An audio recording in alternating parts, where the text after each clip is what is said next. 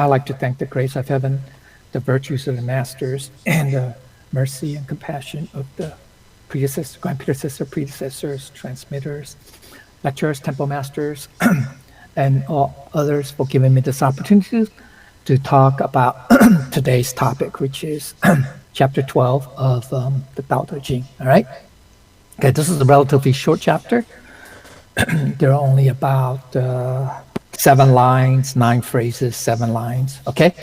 All right. And okay, so the title of this chapter, or the main theme, if you will, conclusion, it's called Because of Innate Virtues, or because for innate virtues. Literally, it means stomach, but anyway, that the word means stomach in Chinese, if you look it up in a dictionary, okay? This can you guys see that, right? Okay, wei fu, okay?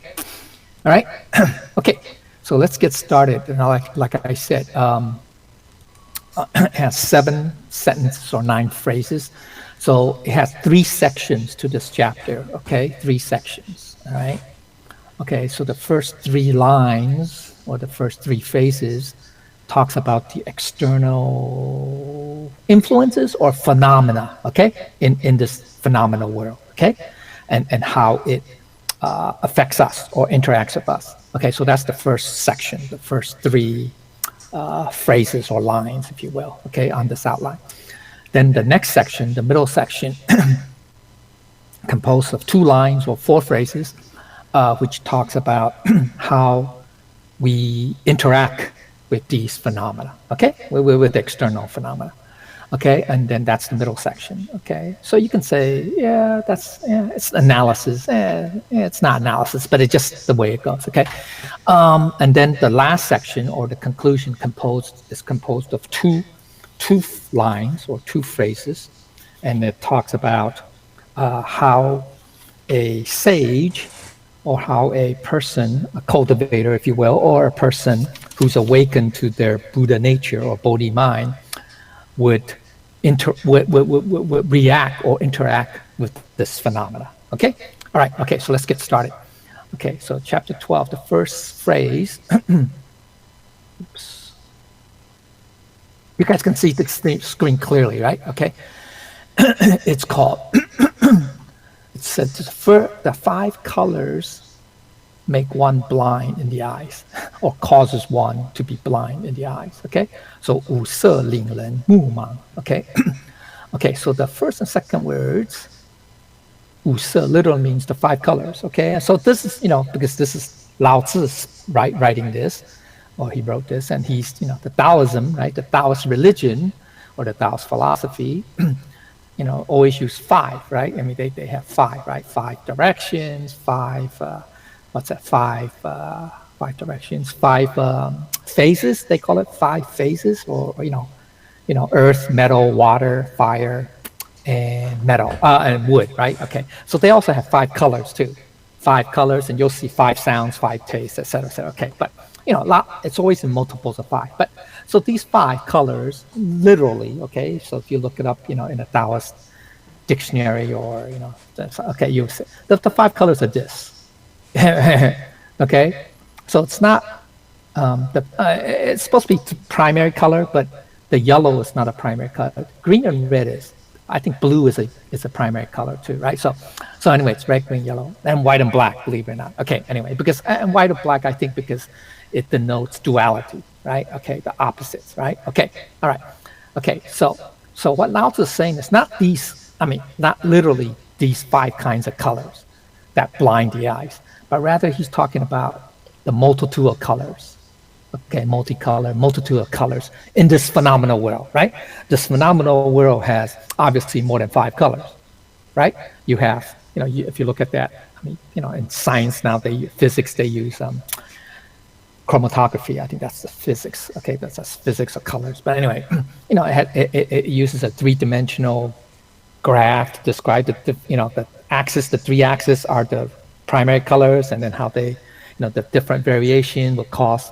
Will create infinite different varieties of colors, right? So that's what the multitude of colors means. Okay, so that's the natural phenomena. In this natural world, in this external phenomena, we have literally multitude, infinite variety of colors. Okay, that's what it means. Okay, so the third word, ling, means to cause someone to make something happen, to order, whatever. Okay, this means people, everybody, human, others. Okay, mu, fifth word, means noun, eyes, or verb, to look, to see. Okay, and then last word, mang, means to be blind or to be unreceptive or blindness. Okay, that's that.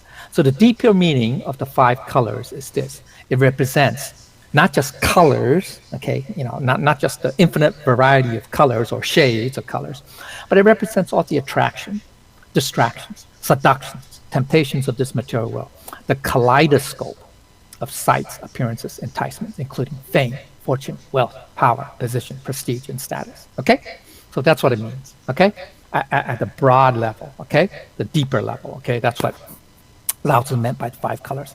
Okay, so the basic meaning of this phrase is that does not mean that all these worldly attractions or distractions, temptations, sights, appearances can cause blindness in us, right? But rather our ability to distinguish the forms is already lost. Okay, so that means, once we are confined, we see, or I don't say we are enticed, but once we started pursuing, if you will, all these attractions, temptations, sights, appearances, whatever, including fame, fortune, remember? Okay, so that means our ability to distinguish forms is lost. Okay, now what do we mean by that? Okay, another understanding is this: all the worldly attractions, distractions, seductions, temptations, etc., kaleidoscope, right, of sights, have a spiritually blinding effect. Okay, it kind of causes us to kind of like it casts a veil, if you will, a curtain over our spirituality. That's another way of saying. Okay, all right. So the further understanding is we should not pursue the external forms of this world because our eyes will lose the ability to distinguish between right and wrong. That's what we mean by to distinguish all forms is already lost. Okay? That we lost the ability to distinguish what is right and wrong. Hey, as long as it looks nice, I'm still going to keep looking at it. Or as long as, fame is good, it benefits me, I'm going to go for it. As long as fortune is benefiting me, I'm going to go for it, right? Power, position, prestige, status, right? And so we start pursuing those things, okay? And there's no sense of right and wrong left. You can say morality. That's more specific, but in general, right? Okay, so that's what it means, okay? So the implication is this: after being seduced by these visible objects, by the forms, we will not know whether what's right or wrong, not knowing whether or not we should pursue them, okay? Okay, we just don't know when to stop, or when or where to stop, okay?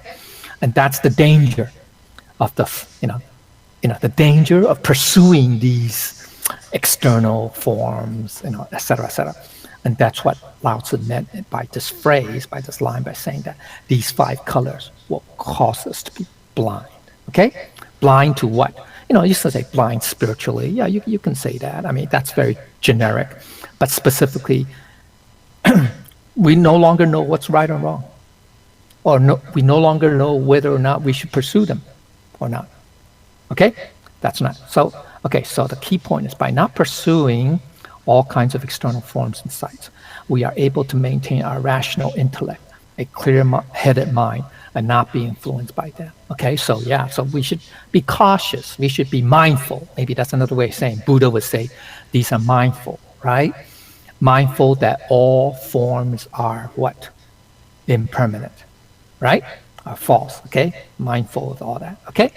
And that way we will have a rational intellect. We could become clear-minded. We will not be confused or lost or be in a fog, right? Okay, about whether this is, worthwhile pursuing or whether it's right or wrong, etc., etc. Okay, okay. So that's what the first phrase means. Okay, so that's one you can say dimension of the external phenomena, which is colors, right? In the same, we say color. Now, let's go to the second dimension or second aspect of the external phenomena, which is the 5 sounds make one deaf in the ears. Okay, first was the eyes, right? It relates to one of our senses, right? Our 5 sense organs, right? First the eyes. The second was the sounds, okay? So the first and second were 5 sounds. And once again, it has to do with 5 because there are, as a matter of fact, in music, in ancient Chinese music, by the way, instead of using the, those of you who study music or who knows play musical instrument, in the West, you all learn the octaves, right? Right, so do, re, mi, fa, sol, la, ti, da, right? Ti, do, okay, well, whatever, okay? The octaves, right? Well, in Asia, ancient Asia or China, it's not octave, it's pentatonic. 5 tones, okay? It's 5 tones. There's the Chinese for it. I don't know what I don't have it right now, but you can look it up, okay? It's 5 tones.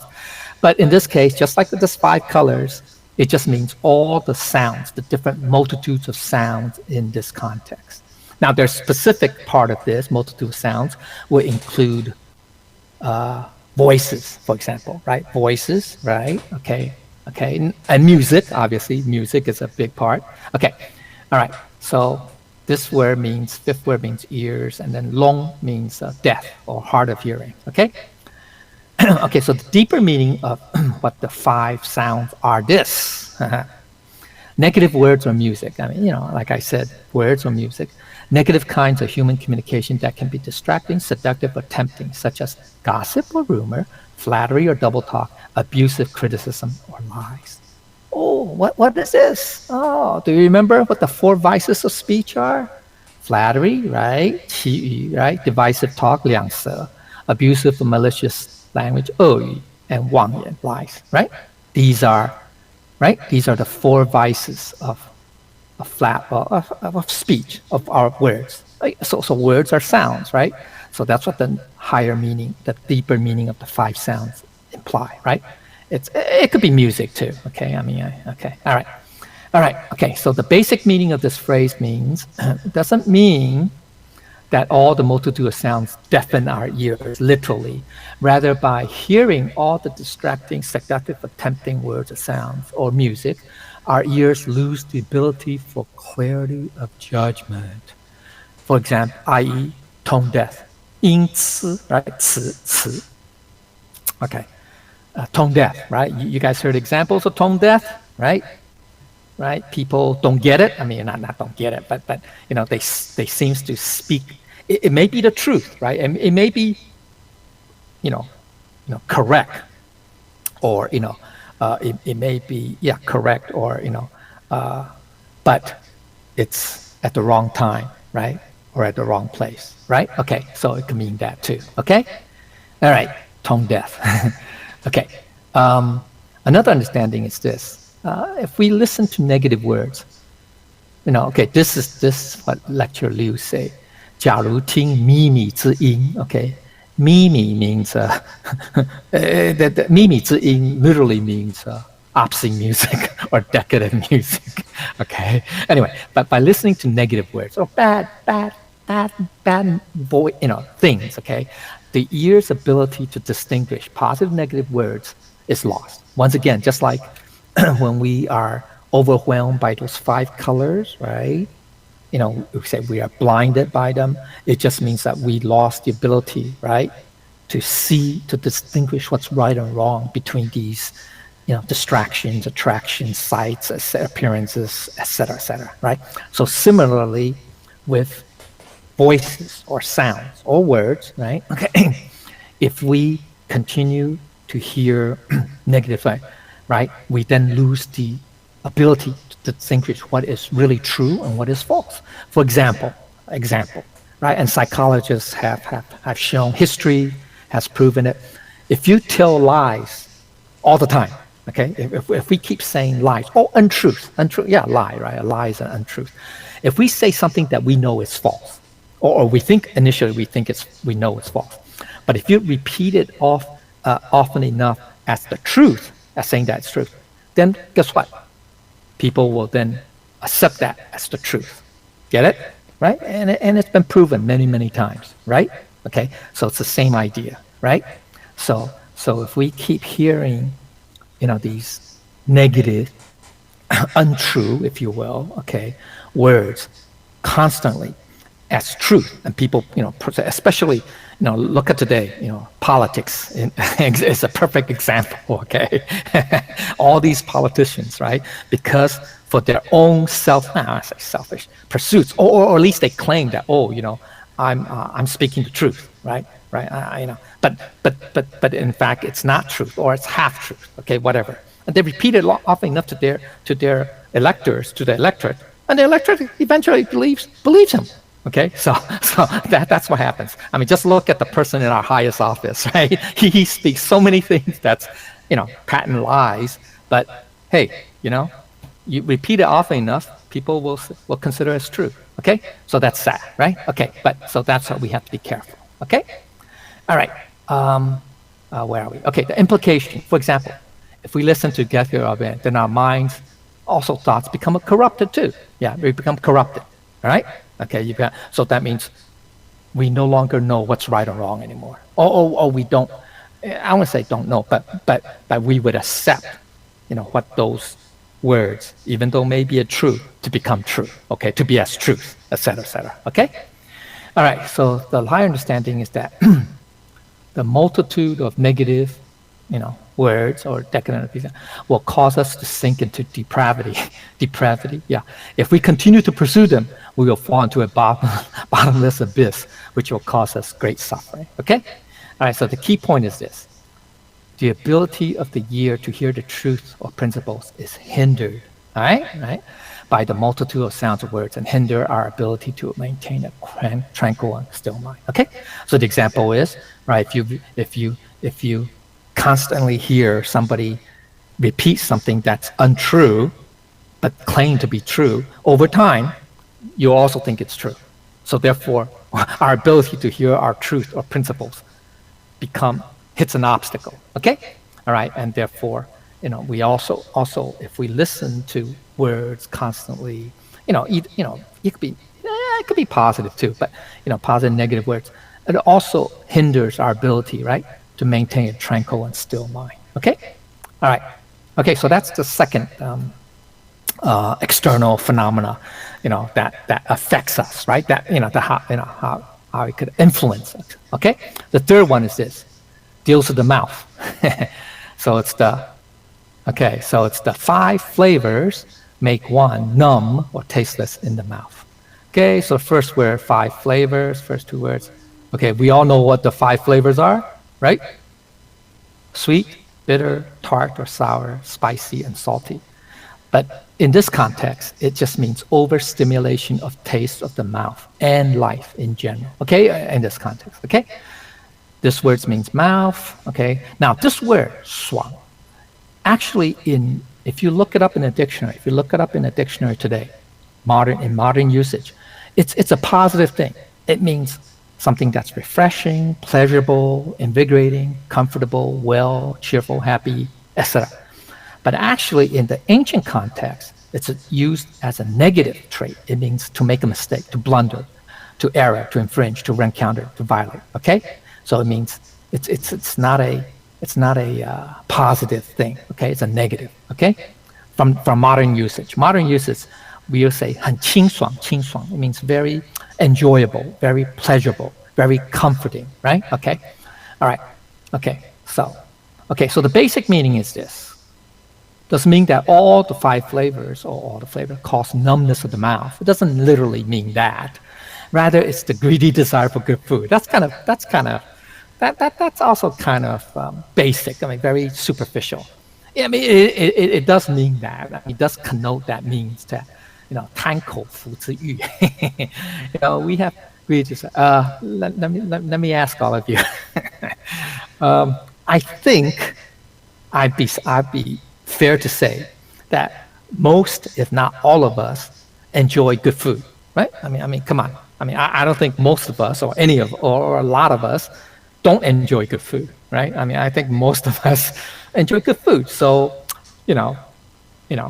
so we do have you can say preference, if you will, right? For, hey, we would rather eat good food than poor tasting food or bland food, right? Bland, tasteless food. So in a sense, I mean, you heard the term, anybody heard the term foodie, Foodie? Foodie, yeah? Anybody heard the term foodie, right? So in a sense, we're all foodies to one degree or another. It's just a matter of degree. Obviously, to the extreme. So this is talking about the extreme. 贪口腹之欲, we become glutton. Or you heard the term Epicurean, right? Epicurean, or bon vivant, right? That's a French term. It just means that they're pursuing just for the pleasure of the palate. So let me ask you, I think most of us wouldn't mind going to, once in a while, to a Michelin star restaurant and taste some great food, right? So that's like a foodie, right? Foodie, right? Foodies. I mean, just look at how many cooking shows there are on TV, all right? Especially during this lockdown, when most people have nothing to do, can't go outside. Hey, they turn on the TV and watch some cooking shows, so they learn how to cook some stuff and learn. Okay, anyway, so this is just the greedy desire, and this is this is extreme, of course. This is extreme because we're talking about numbing, okay, or violating, right, going against, infringing upon the food. So this is the extreme, okay. So let's look at it in today's world. I mean, the number of cooking shows on TV also gives an example, indication. How many people enjoy good food? Obviously, I think vast majority. I think 90+% of people, those who could enjoy it. Obviously, people who are starving obviously can't enjoy it. Okay, so to them, even tasteless food is okay, is welcome. But anyway, okay. But for most of us, I would say in the U.S., okay, those who can, who afford it, who are not starving. Okay, let's put it that way. I think we all, kind of enjoy good food, right? Okay, all right. So anyway, so we just have to, that's what this on the superficial level. This. Okay, the deeper meaning is this. What's the deeper meaning of the 5 flavors? It just means, okay, it's a metaphor for physical pleasures in general, not just taste. Okay, yes, it includes one's taste of the mouth, but it also includes one's taste in various aspects of life. It can manifest as overindulgence, gluttony, addiction, or poor taste in various aspects of life. Okay? So it's broader than just being a foodie or a glutton or an Epicurean. Okay, all right. Okay, another understanding: the greedy desire for good food leads to the indulgence of addiction of our mouths. Okay, that's true, right? That's true. All right, the greedy desire. So we have to be careful, right? You don't go, you can't go overboard just wanting to, seek pleasure of the palate constantly or insatiable appetite for that, okay? So the higher understanding is this, though, being so oversaturated that sensory stimuli no longer have the same effect as before. For example, numbness, 麻木, or becoming addicted, right? So, that applies to eating also, right? Drinking especially, smoking, example, right? Okay, so, but eating too, right? Some people I don't want to put down on one group of people, but, for example, the Nepalese, right? To them, eating the chili peppers straight, to them that's nothing. To them that's like normal, quote unquote, normal. So whereas to most of us who are not used to eating that spicy, so one chili pepper would make us, I don't know what. You don't drink water. You have to eat bread, right? Eat bread, chew bread or crackers, and maybe drink milk or something. Okay. Well, anyway. So what I'm saying is for the Nepalese, in terms of spiciness or they're numb to it. To them, one chili pepper is nothing. They need a whole, I don't know, whatever, a whole plateful, to satisfy their pleasure for spicy food. Okay, for example. Okay, I'm not putting down Nepalese. I'm just saying as an example. Okay, all right. Okay, so they are addicted, you can say, or they're numb to it. Okay, so same thing with smoking, right? Initially you smoke one cigarette a day. Oh, then over time you become addicted to it. You need more to get the same kick. So then you end up smoking 2 cigarettes, 3 cigarettes. Soon it's a pack. Then the next thing you know, it's 3 packs a day. Okay, coffee, same thing, right? Okay, I could drink 1 cup a day. That's enough. But then after a while, it doesn't give you that same kick or before because we're kind of numb to it already.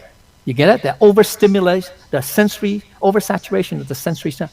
Okay, so then you need to drink 2 cups to get the same result or the same pleasure, if you will. Okay, then that's not enough. Then you need 3 cups, then 4 cups. That's why, guys, Starbucks, they'll always make money because there are always people that needs to to satisfy their taste for caffeine. Okay, all right. So we become addicted. So we got to be careful, right? Okay, so the implication is same thing with alcohol, everything. Okay, so by being addicted, here's the problem. Okay, one needs more and more in order to get the same stimuli as before. Okay, so knife, and therefore, that's more specific, but in general, extend that. Life is no longer exciting or even the least bit interesting. You feel only boredom, jaded about life, requiring more and more stimulation of the senses and thrilling sensations. That's why people, they need to seek thrills. We have to, I don't know, whatever thrills, okay, they want, okay, because they're bored, they're jaded about life, okay, and that's sad. Because why? Why they end up in that situation? It's because they have this oversaturation of sensory stimuli. They pursue that, okay, and it becomes a vicious cycle, okay, and it's a downward spiral too, okay, and so that's the danger, okay, so that's the danger, okay, by being, of the 5 flavors, okay, that's the thing, okay, all right, so be mindful, okay, so we should not have greedy desires for good food. There's no need to overemphasize eating. Be attached to eating good food, for example. Should not pursue the overstimulation of our senses, such as sights, sounds, and taste. Now, it's not, I'll get down to later, but it's not wrong that we have to eat. Of course we have to eat, right? We have to listen, we have to see, okay? But we should avoid the extreme, right? Overstimulation of, in this case, the taste of mouth or of our senses in general, okay? And so that's why I was going to tell a story, but I don't have time for that. That you guys can look it up. It's when Buddha, there's a reason why Buddha, when he was establishing the monastic precepts, right? Monastic precepts, right? The jie, right? The jie, monastic precepts. He was very, you can say, clear or very insistent on why all the monks and nuns, okay, of the monastery, of the Sangha, can only have 2 things. It's really, if you want to count technically, it's 4 things, but okay, they can only have 3 sets of, 3 robes, right? 3 of those, the robes, clothes, 3 sets of clothes, you can say, okay, 3 sets, okay, and 1 begging bowl. And he restricted eating, right, the begging bowl, right, using the begging bowl, to only 1 meal a day at noon, usually it's at noon, okay, right? That's the Buddha precept, right, or monastic precept, right? So he had a reason for that, okay? And I think he told, Moggallana or Ananda about that, okay? So you guys can look up that story. But anyway, that's a good example. Okay, so those are the 3, we're done with the first section. We just are talking about the 3 external, you can say, sensory sensations that we get, right, through our 3 of our 5 senses, right, sense organs, eyes, ears, and mouth. Okay, next to the middle section, the next 4 phrases or 2 lines talks about how we react or how we deal with these sensory sensations of the external world, how we interact with them, how we pursue it. Okay, so the translation is this: racing and hunting make one wild or mad in the heart. Okay, okay, this word, it's qi chen, right? Qi Ci means it's an ancient. Notice nobody uses this phrase anymore in modern Chinese. I mean modern usage. This is an ancient usage. It just means to gallop around, to race around in a horseback. Okay. Today we race around in cars, right? We have fast cars now, right? Okay, fast horses then, fast cars now. Okay, all right. So back then, the aristocracy or young people aristocracy, they love to gallop around, horses. Okay, all right, especially the rich and powerful. Okay, and then the next two words, this is tian lei. Tian literally means a field. It can mean field, the rice paddies or field, but it also means to hunt or to till, to cultivate. So the ancient usage means to go hunting. It just means to go hunting, okay? Because that's a favorite pastime, I guess, of the rich and wealthy in the old days, right? Like the English aristocracy, they go fox hunting, or they do what do they call that? Quail hunting or something like that. Anybody watch? What got that Downton Abbey, right? Every time they go out hunting, right? They chase fox and whatever. They ride around horses, right? Stuff like that. Okay, anyway, so it just means that. Okay, so that's literally what it means. So it makes doing these activities, riding around horses, galloping around horses, and doing hunting, hunting whatever, foxes, birds, whatever, boar, whatever, causes us to be mad. Okay, so. Xing also means heart, mind. Okay, the fa kuang, it means literally to go mad or crazy, to become insane, to be wild, wanton, violent even. Now, this to go mad or crazy is a negative connotation. It's not positive. Like the Western use sometimes, you say you go mad or you go crazy. It could be positive. Okay, all right. I mean,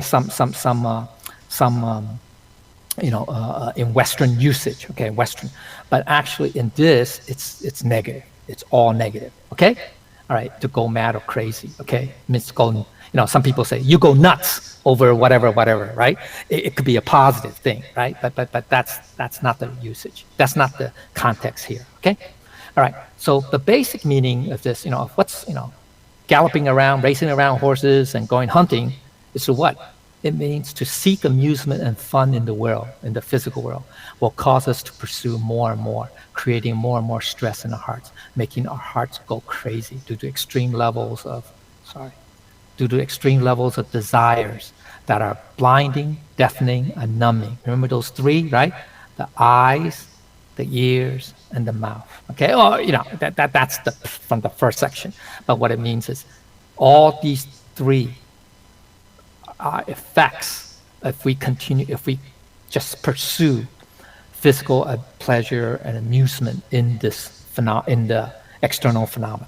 Okay, all right. So it all make us go crazy, literally. Okay, all right.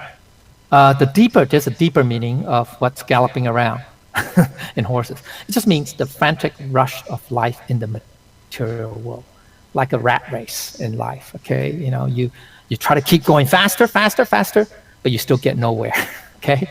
All right, the deeper meaning of hunting or tian lie, it just means any type of pursuit of materialistic, 何种追求物质目标, right? Just any type of materialistic pursuit, okay? Of materialist goals, okay? For fame, for status, for wealth, etc., okay? For power, okay? So another meaning is this, another understanding of this phrase is rushing around, trying to get ahead of others, especially some kind of competition or rivalry, will always spike up our stress level, right? Because our hormones keep pumping, and then not hormones, or what are those hormones that make up? Anyway, okay, that will pump up our blood pressure, dilate or squeeze our blood vessels, whatever. Okay, anyway, pursuit of materialist goals can lead to the erosion of one's spiritual cultivation. That's a deeper understanding, okay? It's not just physical effect, but it also has a spiritual effect, okay? Which is negative, okay? Which is not good, okay? It erodes our spiritual cultivation, or hinders, if you will, okay? All right, okay. So the implication is this. Seeking to relax our minds because our excuse for pursuing amusement, right? Oh, either we're bored. Okay, yeah, we could be bored. That's true. We could be bored. Just from the previous section, right? We talk about people who are bored to death. They need to seek thrills, right? Because there's, to them, there's not enough stimulation. They need more and more stimulation of their senses. But anyway, okay. But on the other hand, a lot of times we seek amusement or fun is because we want to relax, right? We say we need to get some R&R, right? Rest. So we tend to seek amusement and fun in the physical world, not realizing that the more relaxation we seek in the physical world causes us to want to pursue more and more, becoming addicted to physical, okay? All right, so that's the danger, if you will, okay? Another understanding is this. Blind pursuit to satisfy desires and amusement can influence into our mind in two ways. Single-minded focus leads to tunnel vision. So we lose sight of what is really around us. We lose sight of the big picture, if you will. Also, we lose the sense of perspective and blow things out of proportion to that. Okay, so we got to be careful. So those are the cause us to go wild or go crazy, right? Okay. The higher understanding is this. The more materialistic amusement goals we pursue, the more we stray from the Tao, okay, or from the path of cultivation, okay? So the key point is this. Okay, although our bodies are false, right? We know that, right? It's impermanent, right? But we still need to use our bodies, though, right? We have to, right? Because how do you cultivate without a body? That's a contradiction, right? The reason why you cultivate is because you have a body, okay? Okay, so we have to cultivate the true. We still need to use our bodies or borrow our bodies to cultivate the true. So 借假修真.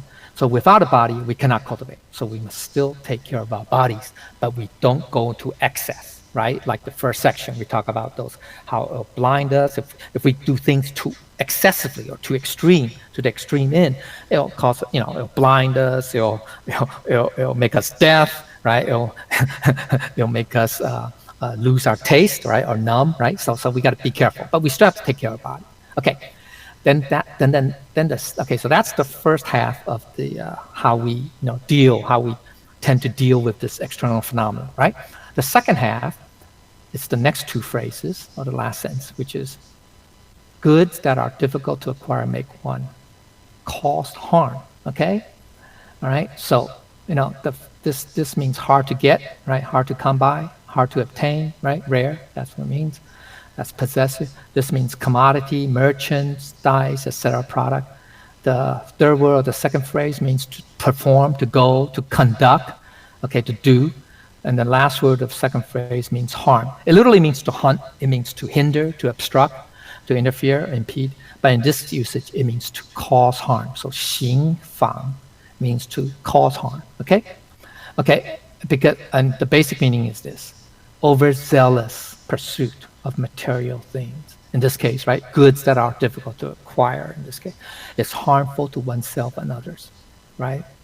Things are difficult to get, so we keep pursuing it, we keep wanting more. And along the way, we step on other people, we cut the corners, we whatever, right? We do things that may or may not be legal just to get it, right? Okay, so we end up harming ourselves and others. Okay. So there's another understanding. There are two kinds of materials that are thought to be difficult to acquire. High-value objects, right? Like jewelry, works of art. They're difficult. They're rare and difficult. So it's rare. It's because they're rare. That's why they're difficult to get. Another thing is there are common things, not so rare, but difficult to acquire in large numbers. Making money, right? At least most of us making money, it's more difficult, right? But money is fairly common, right? It's not rare. It's fairly common. It's the quantity. The huge quantity that's rare, right? But anyway, okay, so it's difficult to get. But that's another. Okay, so the additional understanding is this. Material things, in reality though, okay, material things are for our use and benefits, okay? And our bodies are not for the material things use and benefit.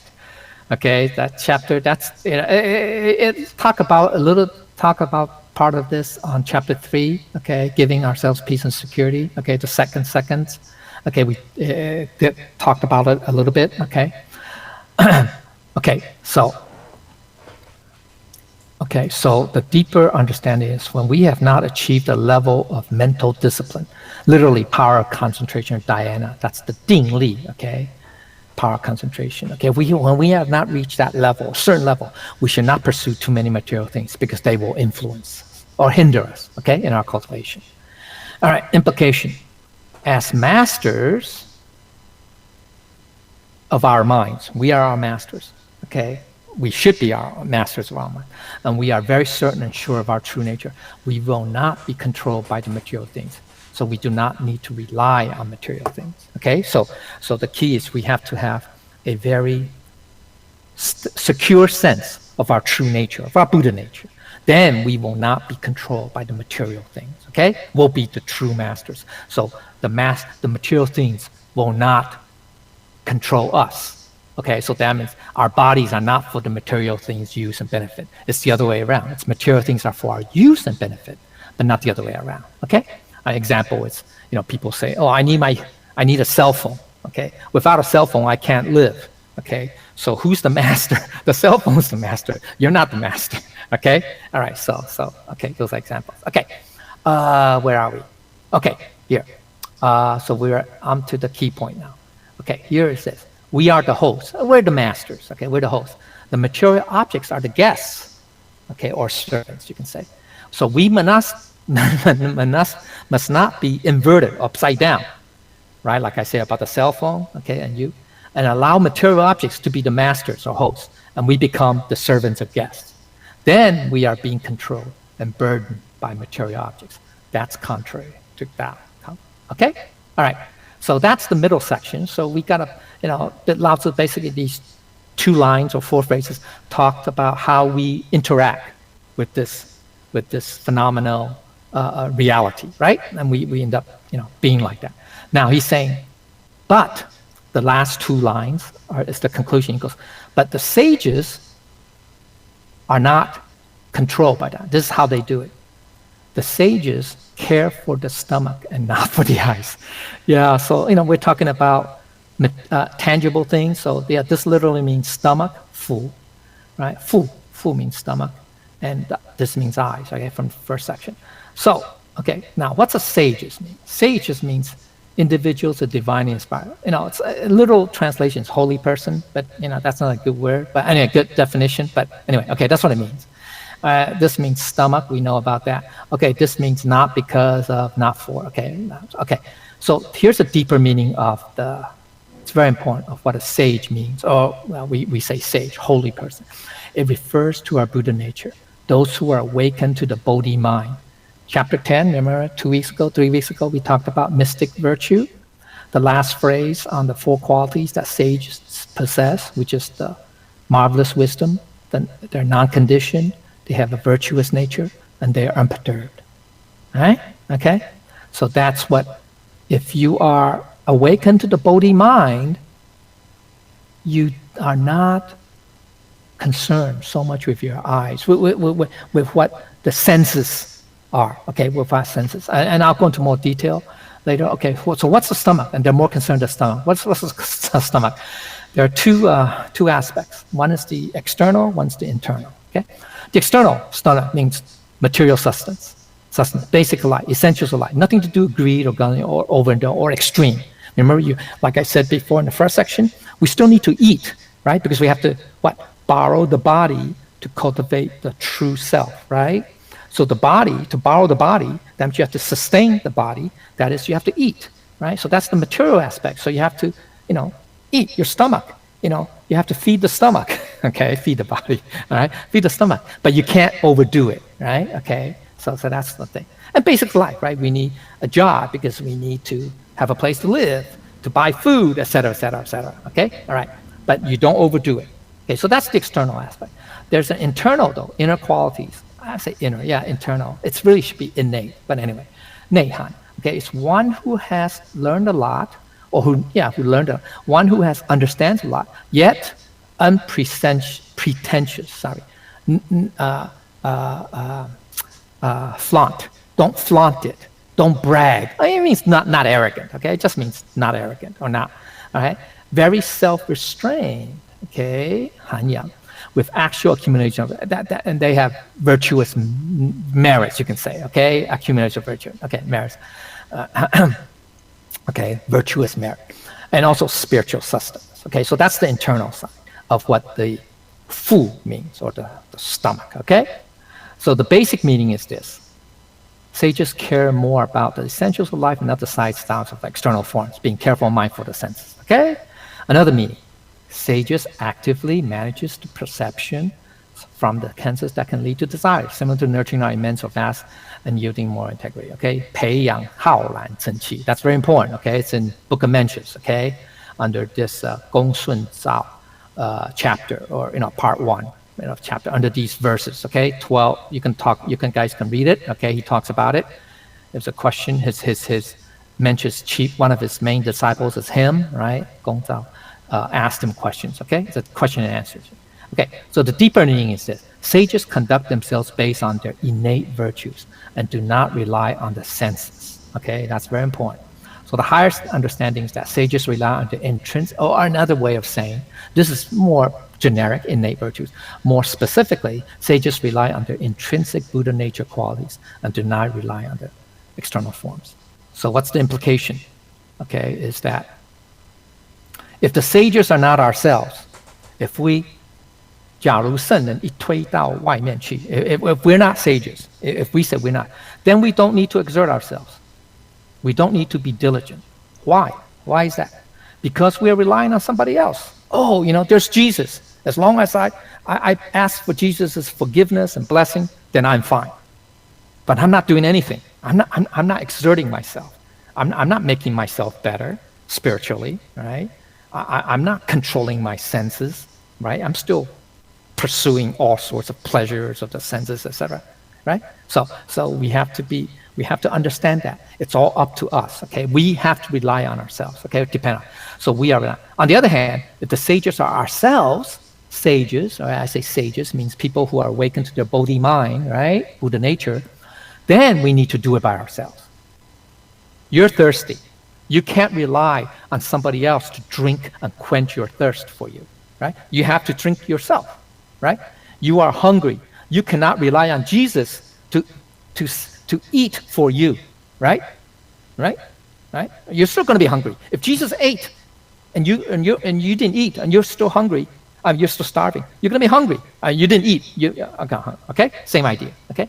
So the key point is this: those who are awakened to their Bodhi mind, Bodhi nature, are capable of true learning and actual practice of what they have learned, able to benefit and help sentient beings without displaying it externally, right? We don't flaunt it, right? We don't brag about it, without boasting, without attachment to any of the external forms. Okay, that's very important. So that's what he meant by this. Okay, care for the stomach and not for the eyes. Okay, all right. Then the last phrase, it's this. It's kind of long, but because they reject or discard the other and take or choose this. Okay. Let's get rid of all these. B, third word B means that, the other, those. Okay, that's that. Okay, the other. Qi means to accept, to choose, to get, to take. Okay, 此 means this, these, in this case, then. Okay, so basic meaning: because sages are able to discard the external forms and choose their inner virtues. I say inner; it should be innate virtues instead. Let me change this.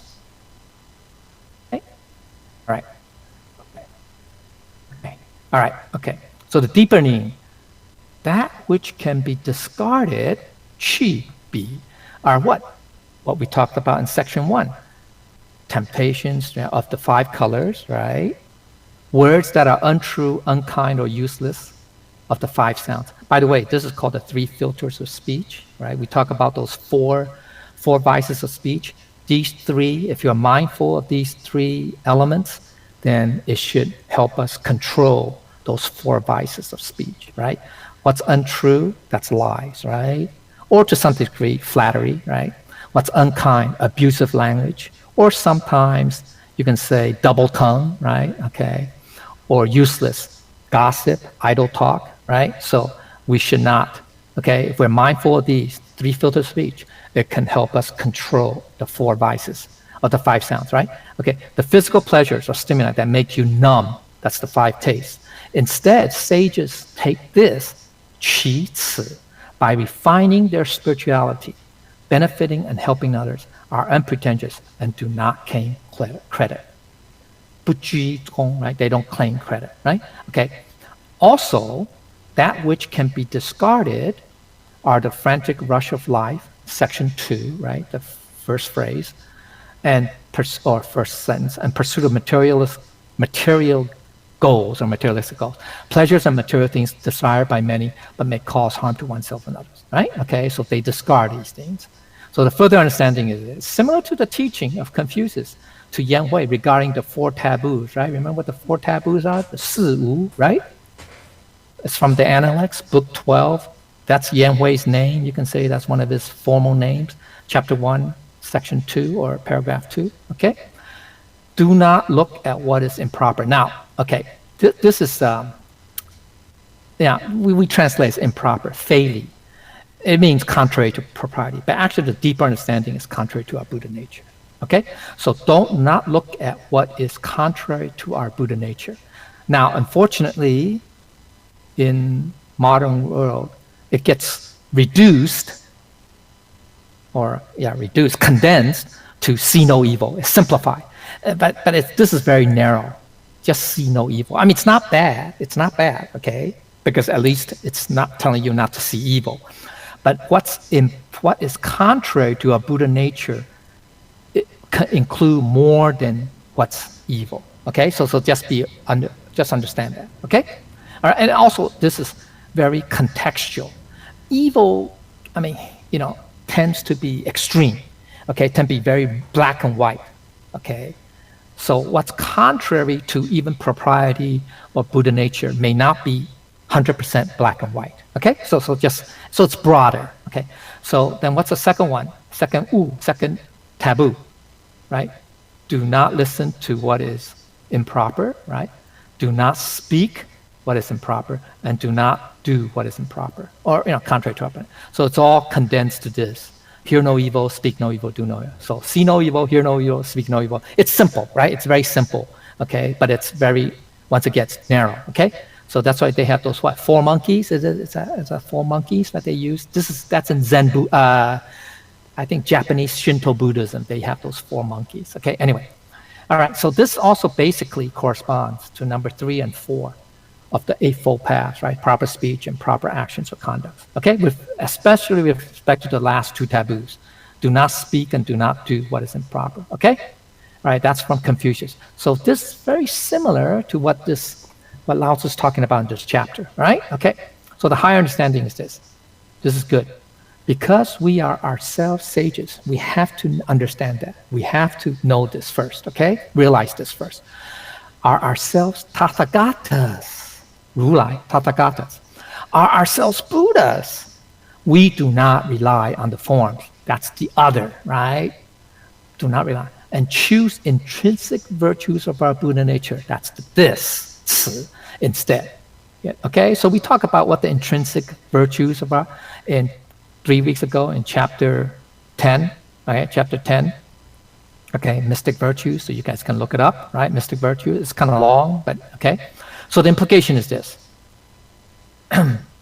The innate virtues of our Buddha nature are always true, 100% correct. It's permanent and changing, 常无变化, and reliable, okay?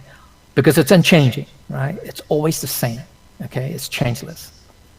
While the external form, sight, sounds, taste, material goals, pleasures, and things, are always changing. It's impermanent, 变化无常, and therefore unreliable, okay? So very important. So the key point is this, and this is my conclusion.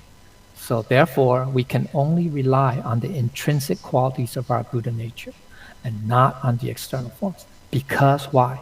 Of the Buddha nature's innate virtues, of its innate virtues.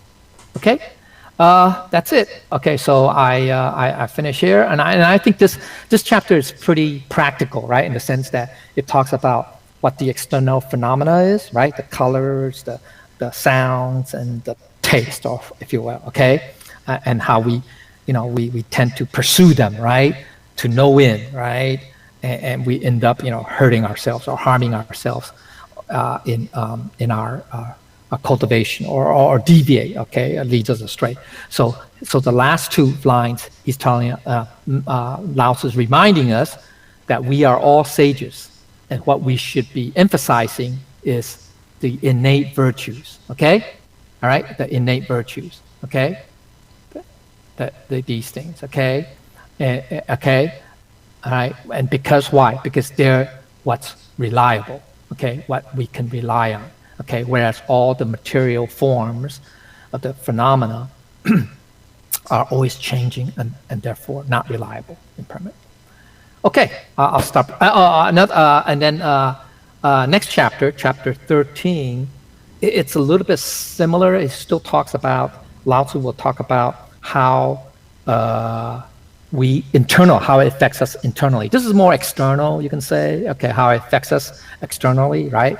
Okay, now in chapter 13, he'll talk about how it affects us internally. Okay, it's also rather short, relatively short, roughly five-page outline, all right? So that's what it talks about. Okay, so I'll stop right there. So I'd like to thank the grace of heaven, the mercy, compassion of the masters, and if I say anything wrong, I ask for Buddha's forgiveness. Okay, all right.